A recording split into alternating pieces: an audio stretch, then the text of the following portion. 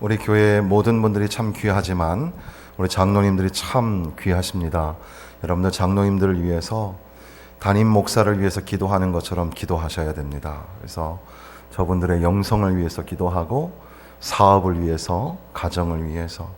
어떤 장로님은 이 사업이 조금 안 되면 목사님 죄송합니다. 제가 목사님 걸림돌이 돼서 죄송합니다. 또 자녀들이 조금 안 되면 목사님 죄송합니다. 제가 걸림돌이 돼서 죄송합니다. 사실 그게 뭐 맘대로 되는 거 아니잖아요. 그럼에도 불구하고 그렇게 생각하시면서 교회는 곧 내 몸이라 생각하면서 하시는 우리 장로님들을 위해서 우리 은퇴 장로님들, 원로 장로님들 계시고 또 시모 장로님들 계신데 한 분 한 분 위해서 꼭 축복해 주시고 기도해 주시고 하셔야만 됩니다. 오늘 제목이 또 이렇게 은사와 관련된 거니까 더 많이 그렇게 하시고, 또 우리 원로 목사님을 잘 만나서 저는 원로 목사님 참 훌륭한 분이시기 때문에 행복하고, 또 여러분들도 그렇습니다. 그런데 또 한편 훌륭한 장로님들이 계시기 때문에 우리 교회가 이렇게 든든하고 평안하다는 사실을 절대 잊지 마시고, 장로님들을 위해서, 사실 저도 이 당회의 한 회원이기도, 당회장이지만 당회 회원이기도 하고 말씀 장로라고 부르기도 하지만 우리 시모 장로님들을 위해서 특별히 기도해 주시고 원로 은퇴 장로님들 건강을 위해서도 기도해 주시기를 부탁을 드립니다. 오늘은 이제 성령의 은사, 오전에는 우리가 소망에서 성령의 능력까지라는 제목으로 말씀을 드렸고, 이제 오후 시간에는 성령의 은사, 우리가 잘 알고 있지만 다시 한번 새해를 시작하면서 직분을 받으면서 다시 한번 우리가 점검할 필요가 있겠습니다. 여기에는 다양한 은사들이 나타나는데 이 12장과 14장 사이에 13장 사랑장이 있죠. 그래서 이것을 이제 인터메조, 그러니까 이 막간극이라고 할 수 있는 이 13장이 그 안에 담겨져 있습니다. 그래서 12장도 은사, 14장도 방언과 같은 은사에 관한 이야기를 하면서 그 사이에 사랑이 얼마나 중요한지 그것을 강조하는 것처럼 되어 있습니다. 먼저 12장에서 나타나는 것은 은사가 다양하다라는 겁니다. 다양한 은사를 우리가 인정해야 합니다. 그런데 그 다양함이 항상 하나됨, 통일성을 가지고 있다는 것이 주제입니다. 그래서 이 여러 가지 다양한 은사들이 있는데 4절에 보면 은사는 여러 가지지만 성령은 같고, 직분은 여러 가지지만 주는 같으며, 또 사역은 여러 가지나 모든 것을 모든 사람 가운데 이루시는 하나님은 같으니, 어떤 학자는 성령, 성자, 성부 하나님이 은사의 주관자가 되신다, 이것을 말씀한다고 이 절을 소개하기도 합니다. 아무튼 은사는 여러 가지고 직분과 사역은 다양하지만 그것을 주관하시고 다스리시는 분은 하나님이시며 한 성령으로, 그래서 한 성령, 같은 성령이란 말이 매우 반복적으로 나타나고 있습니다. 같은 성령으로, 한 성령으로, 또 한 성령이 행하사 각 사람에게 나누어 주시는 것이니라. 은사가 다양하게 있을 수 있는데 그 모든 은사를 주관하시는 분은 하나님이시다. 성부, 성자, 성령 하나님이 우리에게 직분을 주시고 은사를 주시는 것을 믿으시기를 바랍니다. 이 지혜의 말씀, 지식의 말씀, 그러니까 말씀 전하는 것도 은사가 있어야 합니다. 정확한 발음도 있어야 되고 국어 실력도 탁월해야 합니다. 어떻게 보면 언어의 재능을 가지고 있어야 합니다.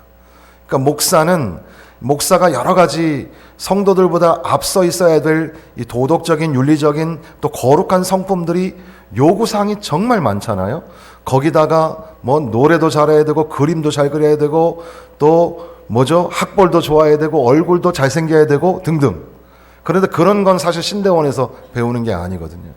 목사의 가장 중요한 직무는 어떻게 보면 말씀을 어떻게 전할 수 있는가. 그래서 정확한 발음, 그리고 글을 읽을 수 있는 이 독해 능력, 그리고 그것을 구분하여 시간 안에 전달하는 이 지혜와 지식이 필요한 겁니다. 그래서 그 은사도 하나님이 주셔서 하나님이 감당하게 하시는 것으로 믿고 하나님께 맡기며 훈련받아서 이제 말씀의 사역자로 우리가 부르심을 받는 겁니다. 아무리 교사로 시켜도 교사는 감당하기가 어려운 그런 분들도 있어요. 전도도 잘하고 교회 아주 생활도 잘하시는데 이 교사로 앉혀놓으면 아무것도 못하는 분들이 계세요. 하나님의 말씀을 요목조목 가르치고 들어주고 아이들과 함께 이렇게 나누는 것이 쉬운 것 같으면서도 사실 쉽지가 않습니다. 지혜의 말씀, 지식의 말씀, 그리고 여기에 나와 있는 여러 다양한 은사들이 있습니다.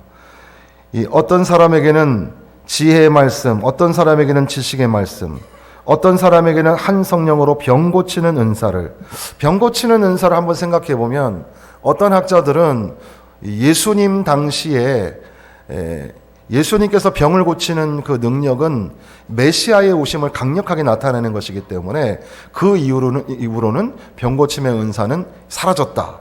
이것을 강조합니다. 왜냐하면 이것은 변호적인 성격이 굉장히 강한데 오늘날 이단들이 그 병 고치는 걸 가지고 자꾸 사람을 현혹하기 때문에 그렇습니다. 그래서 우리도 누구누구 권사, 누구누구 장로, 어디 물 먹으러 쫓아다닌 때가 있었단 말이에요.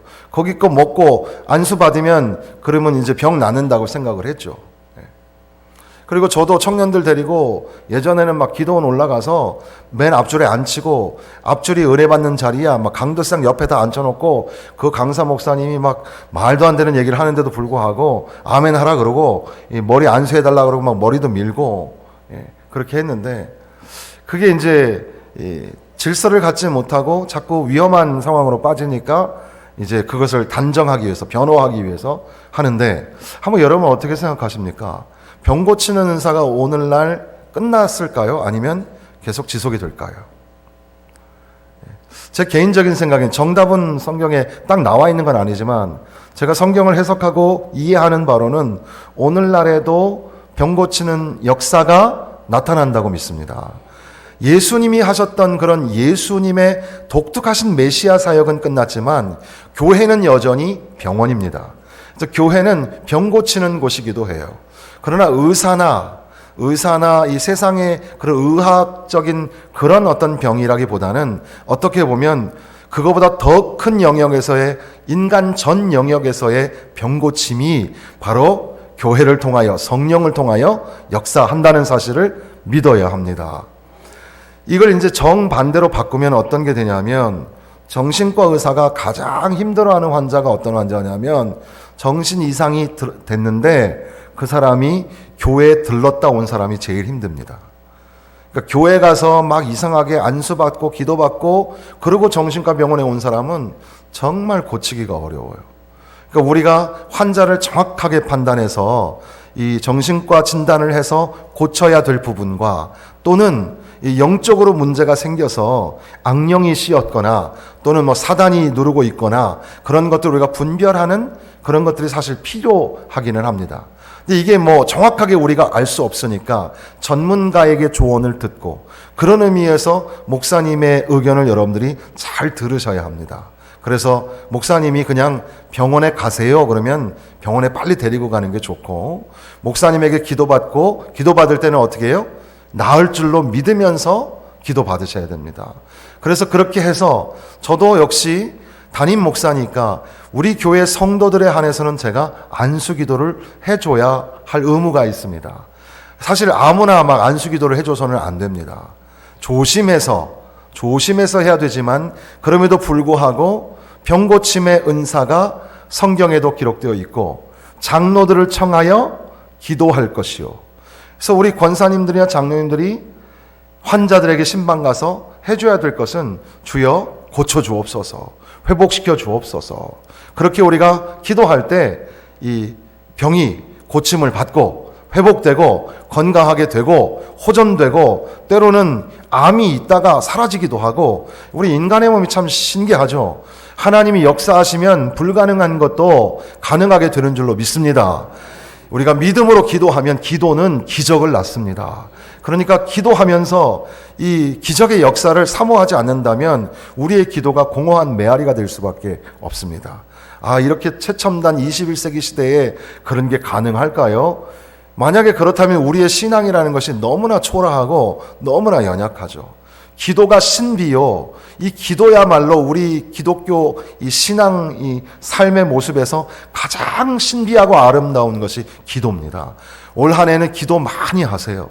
새벽 기도에도 많이 나오시고 여러분 각자 개인 기도하는 시간도 많이 늘리셔서 기도를 통하여 하나님의 역사를 만나고 기적을 체험하고 병 고침도 받고 할렐루야.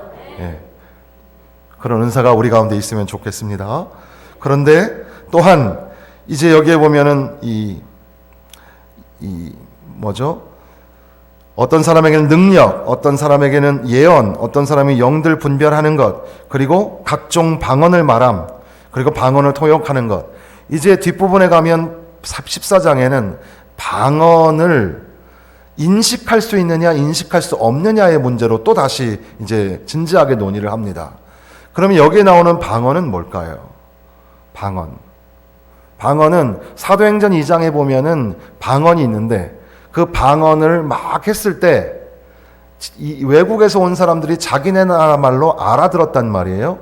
거기에서 나오는 방언은 뭘까요? foreign language, 그 나라 말, 외국어예요. 외국어입니다. 그러면 여기 지금 고린도 12장에서 14장 사이에 나오는 방언은 뭘까요?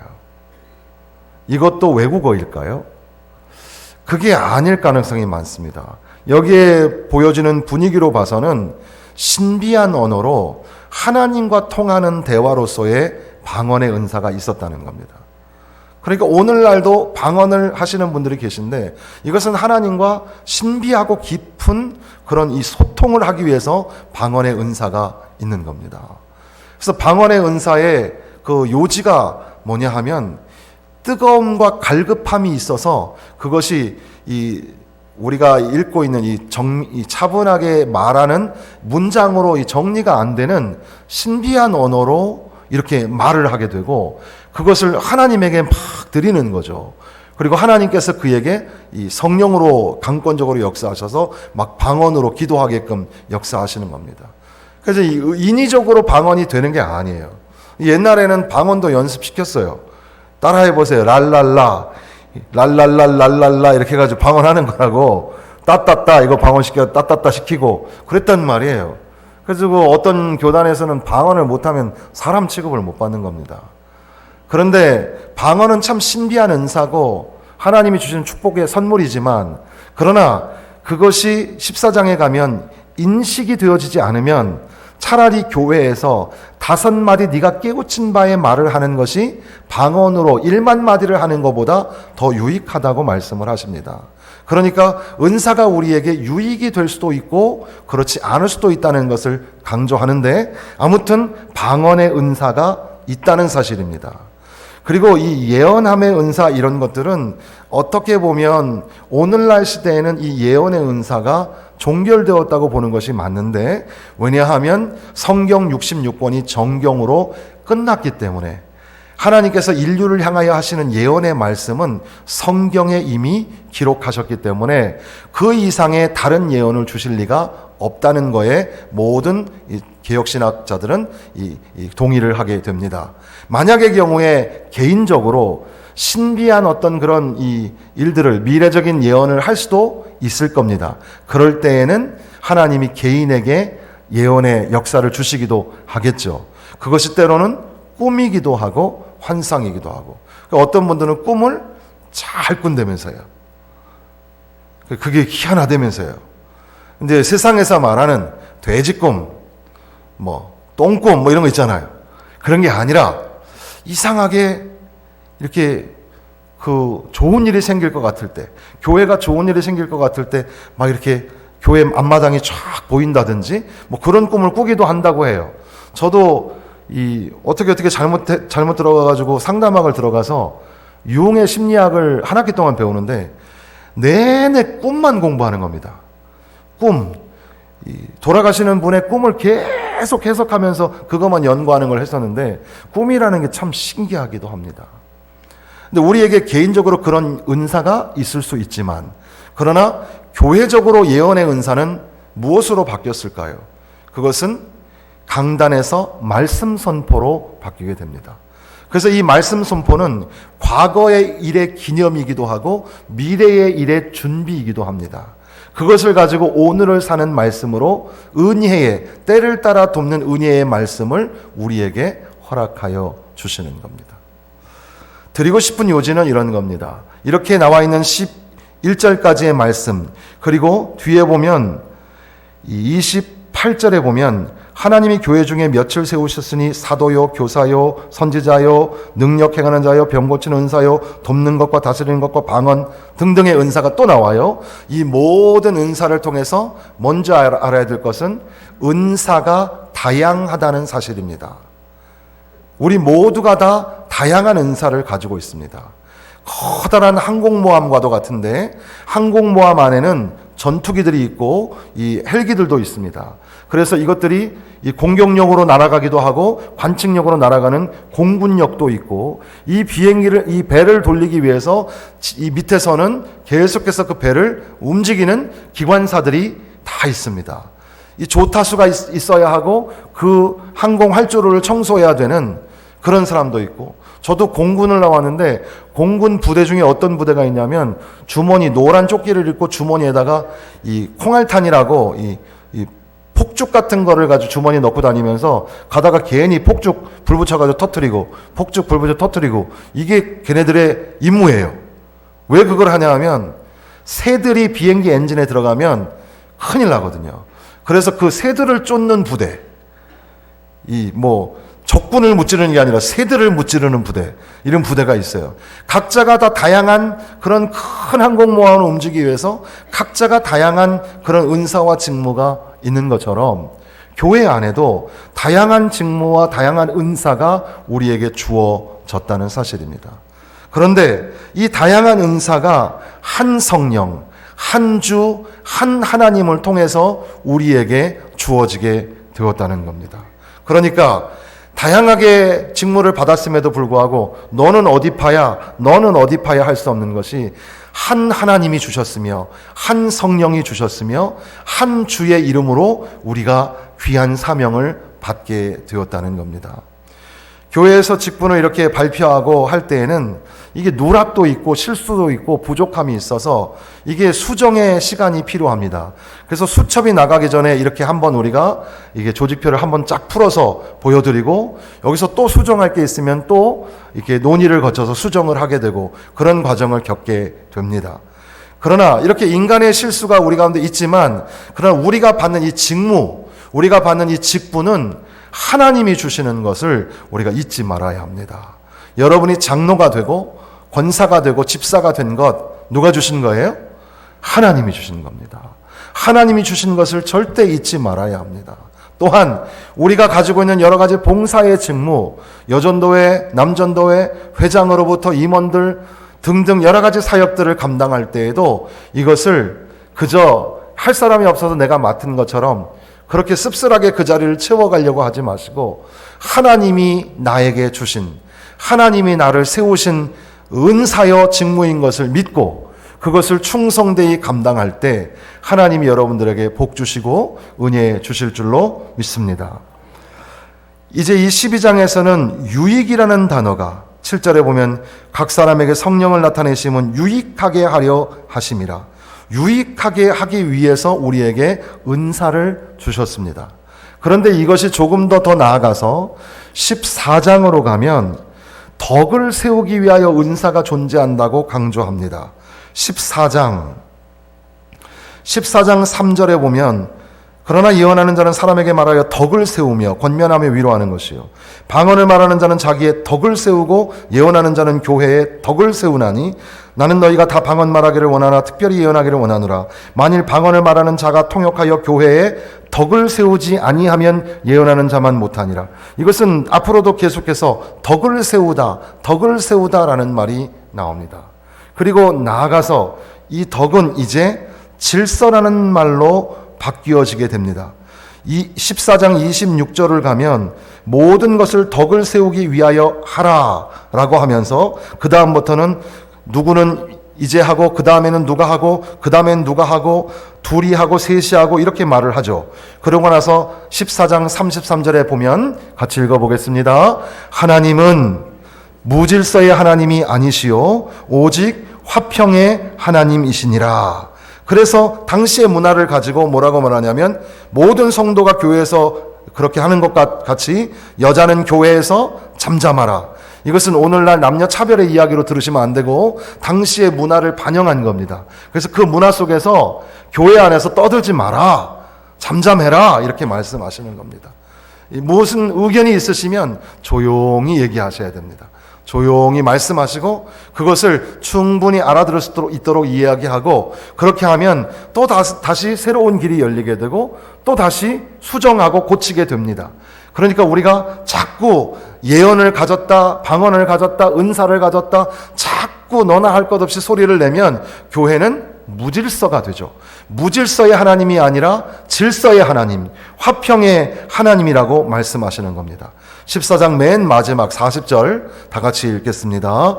모든 것을 품위 있게 하고 질서 있게 하라. 품위 있게 하셔야 합니다. 질서 있게 하셔야 됩니다. 우리가 가진 직분과 이 재직, 은사에 관한 이야기는 다 다양한 가운데 하나라는 것을 강조하였습니다. 그것이 교회에 유익을 끼쳐야 하고 덕을 세워야 합니다. 그리고 이것은 질서를 위해 존재하는 것입니다. 무질서를 위해서 여러분에게 은사를 준 게 아닙니다. 그러니까 여러분들이 무슨 하나하나씩 맡은 그런 직무가 있는데, 내가 열심히 하려고 하는데 왜 나를 알아주지 않는 거야? 왜 이거 이렇게 못하게 하는 거야? 이렇게 생각하지 마시고 질서가 있어야 되고 순서가 있어야 됩니다. 그러니까 어떤 일을 진행하실 때는 이렇게 차근차근히 하다가 안 되니까 어떤 분들은 다 담임 목사님한테 다 가지고 오세요. 그럼 담임 목사님, 여러분이 담임 목사님이라고 생각해 보세요. 담임 목사님한테 가지고 오면 제가 어떻게 할까요? 안 돼요. 그럴까요? 하세요. 그렇게 하세요. 그래야 안 되겠습니까? 그러면 누구나 할 것 없이 담임 목사님에게 의견을 가져오면 다 통과가 돼버려야 되지 않겠습니까? 그럼 이제 문제가 생기는 겁니다. 그러니까 질서 있게 차근차근히 그렇게 하는 것이 필요하겠죠.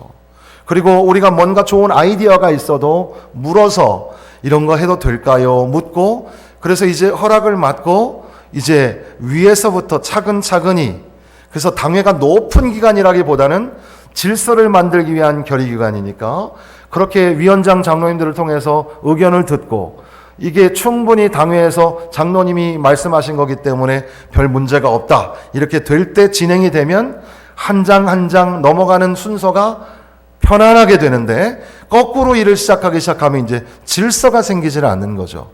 모든 교회의 일은 질서 있게 하여야 하고 화평을 위해서 해야 하는 겁니다.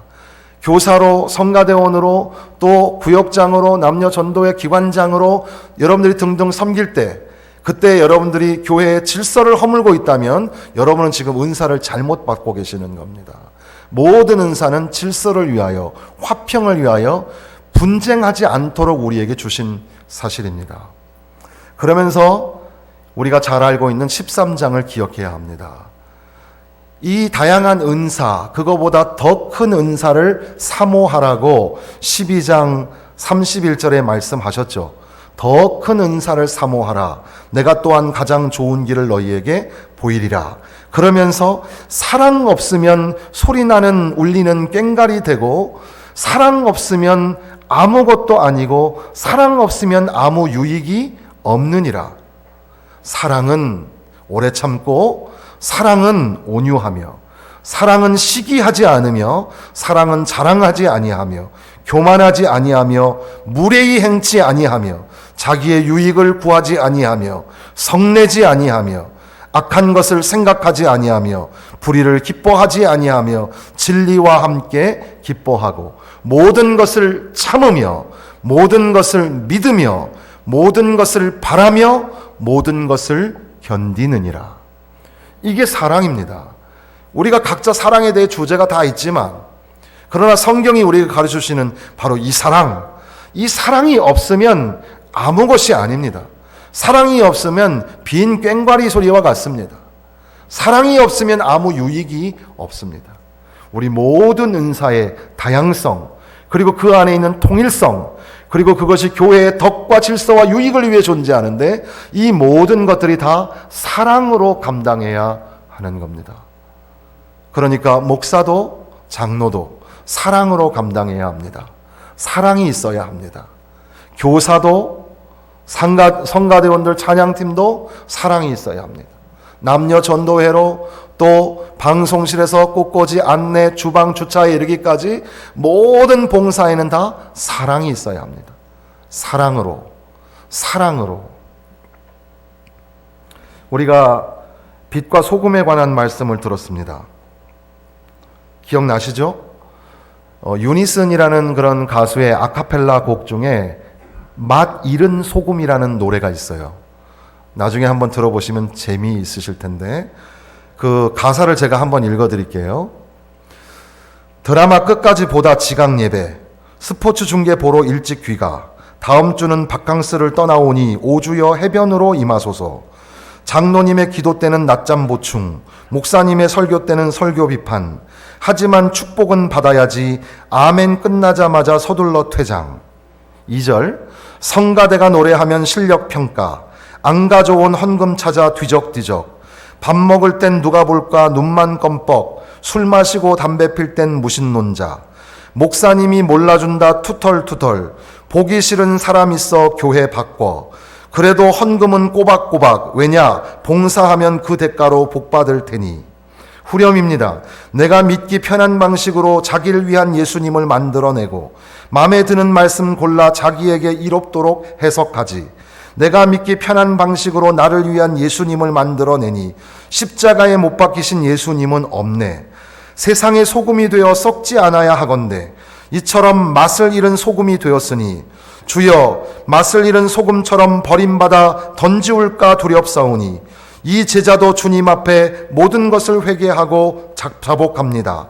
주여 지난날의 생활들을 눈물로써 회개하고 자백하오니 어지러운 세상 속에 소금 되게 하소서.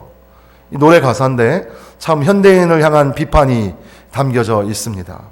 혹시 우리가 맛 잃은 소금 되어서 그래서 교회 안에 소금인지 모래인지 모르는 그런 삶을 살아가고 있는 건 아닐까? 우리 자신들을 점검해 보아야 합니다. 오전에 드린 말씀과 함께 이 오후의 말씀을 함께 연결해 보면 우리가 가지고 있는 모든 직무는 우리가 함께 공유하고 있는 이 비전, 공유 가치를 드높이기 위해서 존재합니다.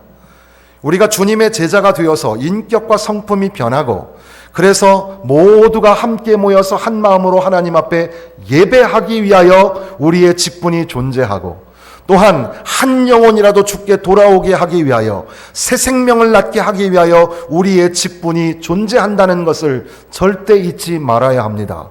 그리고 이것은 한 주, 한 하나님, 한 성령께서 우리에게 맡기신 하나의 막중한 귀한 사명이라는 사실을 잊지 말아야 합니다. 성령이 우리에게 강권적으로 역사하시고 성령의 능력을 따라서 은사와 직무를 감당하도록 우리에게 맡기셨다는 사실입니다. 그런데 오늘 이 고린도 교회를 향하여서 이 말씀을 하였던 고린도 교회가 사랑이 없으므로 이 은사가 문제거리가 되고 분쟁거리가 되었습니다. 오늘 우리도 역시 마찬가지입니다. 우리가 우리의 의를 드높이는 우리의 모습을 자랑하기 위한 그런 은사의 이 활용은 사랑 없이는 아무것도 아니고 울리는 꽹과리와 같을 뿐입니다. 그리고 그것은 화평을, 덕을, 질서를, 유익을 세우지 못하고 싸움을 내고 분쟁을 내고 서로 당파를 만드는 것밖에는 안 됩니다. 거기에 누가 없기 때문일까요? 그래서 고린도전서, 이 고린도전서를 해석하는 열쇠는 고린도전서 1장에 있습니다. 찾아보겠습니다. 고린도전서 1장.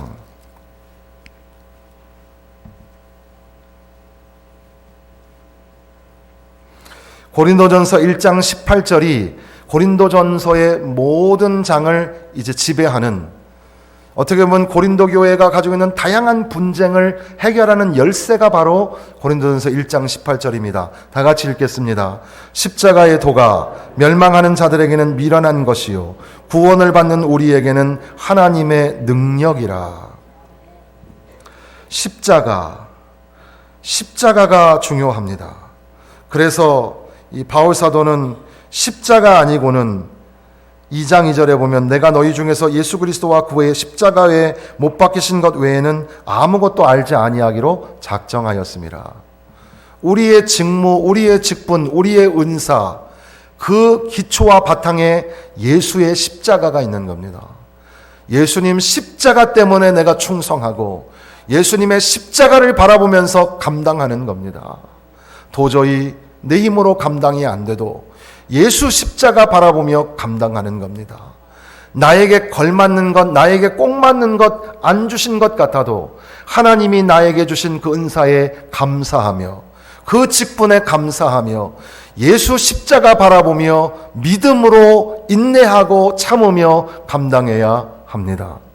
주님 오시는 그날에 어떤 이는 10달란트를, 어떤 이는 5달란트를, 어떤 이는 1달란트를 맡겼지만 그러나 그 달란트대로 하나님은 그를 부르시는데 10달란트를 남겼다고 해서 더 칭찬하거나 1달란트를 주었다고 해서 못난 사람이라고 말씀하시는 게 아닙니다. 우리 모두는 우리에게 주시는 그 직분에 감사하며 우리가 할 일은 주님 오시는 그날까지, 이 죽도록이란 말이 주님 오시는 그날까지 충성하라. 충성은 믿음을 지켜라 이런 말입니다. 주님 오시는 그날까지 믿음을 지키기만 하면 됩니다. 1달란트여도 괜찮습니다. 5달란트도 좋습니다. 10달란트도 좋습니다. 하나님 내 힘으로는 감당 안 되나 하나님이 나에게 능력 주시면 2개도 3개도 하겠습니다. 그런 마음을 가지고 기쁜 마음으로 섬길 때 하나님이 우리에게 능력을 더하여 주시지 않겠습니까? 십자가에서 독생자를 죽게 하셨던 하나님의 사랑, 십자가와 사랑이 우리의 은사와 우리의 직무에 항상 나타나야 할 매우 중요한 표지인데 올 2020년도에는 주께서 맡기신 이 귀한 직분을 감당할 때에 십자가 바라보며 감당할 수 있기를 바랍니다. 예수님 바라보며 감당해내시기를 부탁을 드립니다. 또한 사랑으로 해야 합니다. 모든 사역은 다 사랑으로 해야 합니다. 당회도 우리 장로님들이 2019년도 한 해를 어떻게 살았을까요? 야, 정 목사 대단하다. 그 어려운 과정 속에서 한 해를 잘 살았네 이렇게 말씀하시죠. 장로님들이 안 계셨으면 한 발짝도 나갈 수가 없었습니다. 장로님들이 한 번도 아니요를 안 하고 예하고 순종하며 하나가 되어주셨기 때문에 그렇게 된 거고 3년 반이라는 기간 동안에도 우리 장로님들이 든든히 서 계셨기 때문에 그랬던 것입니다. 또한 우리 안수집사님들과 우리 권사님들이 다 장로님들의 말씀에 순종하고 저의 부족한 종의 말에 순종해서 그래서 믿음으로 침묵하며 지켜주셨기 때문에 오늘 여기까지 위대한 일들을 감당하며 오게 된 겁니다. 그 안에 우리가 서로를 향한 사랑과 희생과 겸손이 있었기 때문에 감당하게 된 줄로 믿습니다. 2020년도에는 더 큰 일을 해야 되겠습니다. 하나님이 주시는 더 큰 능력을 발휘해야 되겠습니다. 그러기 위하여 십자가를 단단히 붙잡고 나아가시기를 부탁을 드립니다. 사랑으로 충만하게 무장하시기를 바랍니다. 주여, 내가 이 직분 기쁨으로 감당하겠사오니 주여 복 주시옵소서. 바라기는 여러분이 교회에 맡겨진 직분을 잘 감당하시면 우리가 구하지 않은, 솔로몬이 구하지 아니하는 부와 영광과 지혜도 주셨던 것처럼 우리가 구하지 않은 우리의 삶을 축복하셔서 가정도 잘 되고, 자, 이제부터 아멘 하셔도 되는 거예요. 가정도 잘 되고, 제가 다음 주에 헌신 예배 딴 교회 가거든요. 이 부흥사의 연습도 좀 해야 되는데 우리 교회는 아멘을 잘 안 하니까 큰일이에요. 자, 이제부터 아멘 하는 겁니다. 가정도 잘 되고, 사업도 잘 되고, 건강도 복받고, 자녀들도 복받고 형통하게 될 줄로 믿습니다. 우리가 귀한 직분 잘 감당하면, 예수 십자가 붙잡고 잘 감당하면 하나님이 올 한 해에 크게 형통하게 축복하여 주실 줄로 믿습니다. 우리 함께 통성